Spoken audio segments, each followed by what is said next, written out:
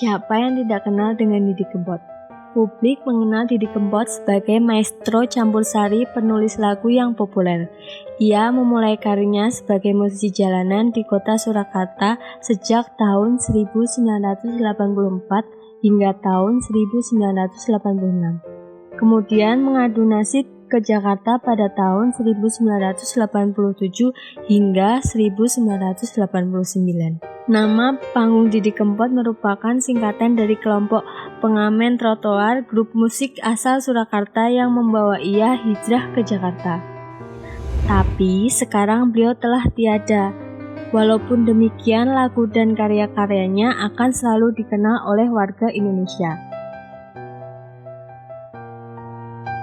Sebelum sempat vakum dalam waktu yang cukup lama, belakangan ini beliau kembali lagi dan berhasil menggemparkan dunia musik dengan lagu-lagunya yang dirasa cukup nikmat dan didengarkan oleh semua kalangan, terutama anak muda saat ini, karena dirasa lagunya sangat dalam dan menyentuh hati.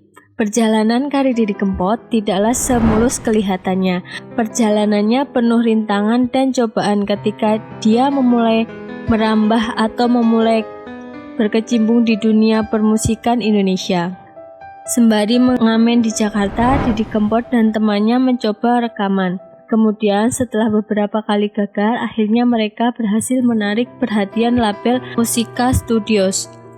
Tepat di tahun 1989, Didi Kempot mulai meluncurkan album pertamanya. Salah satu lagu andalan di album tersebut adalah Citro. Lagu Citro diangkat dari kisah asmara Didi Kempot yang pernah gagal. Jalinan asmara yang ia jalani bersama kekasih tidak disetujui oleh orang tua wanita tersebut.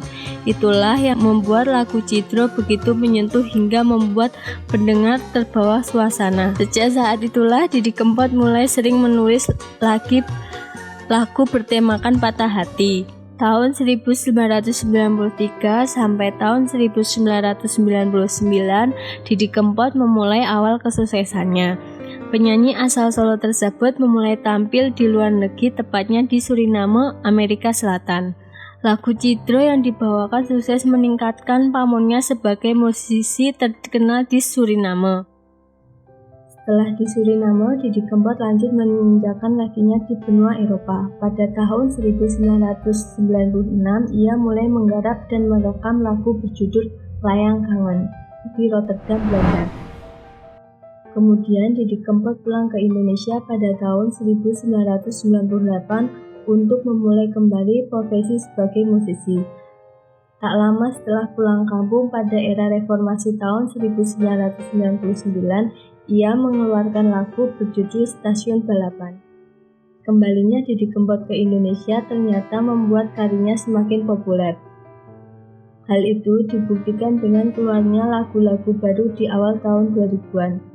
Nama Didi Kempot kembali meroket setelah mengeluarkan lagu Kalung Emas pada tahun 2013. Kemudian pada tahun 2016, penyanyi asal Solo tersebut mengeluarkan lagu Suketegi.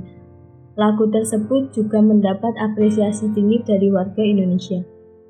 Perjalanan karir Didi Kempot yang berliku hingga mencapai kesuksesan seperti saat ini tidak membuatnya sombong. Sekarang, ia menjadi idola generasi milenial yang akrab dengan media sosial. Sebagai penyanyi senior, Didi Kempot memperlakukan penggemarnya layaknya sahabat. Dia bahkan tidak ragu mengajak penggemarnya bernyanyi bersama di atas panggung. Dia juga sering memberikan motivasi kepada penggemarnya agar tidak menyerah untuk berkarya. Tahun 2001 sampai tahun 2019, total Didi Kempot telah memenangkan penghargaan sebanyak 11 kali.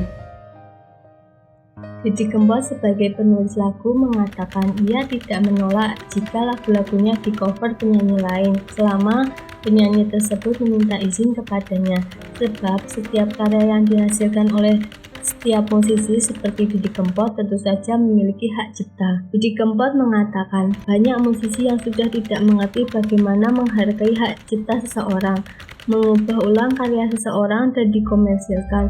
Seharusnya meminta izin. Sebagai penulis lagu dan penyanyi, ia juga merasa dirugikan. Pada tanggal 5 Mei 2020, dalam usia 53 tahun, Didi Kempot meninggal dunia di Rumah Sakit Kasih Ibu Surakarta akibat henti jantung. Dan jenazahnya akan dimakamkan di Ngawi, Jawa Timur. Oke, itulah sekilas tentang kisah Lord of the Broken Heart. Jika kalian suka dengan video-video kami, jangan lupa tinggal komentar dan like ya guys.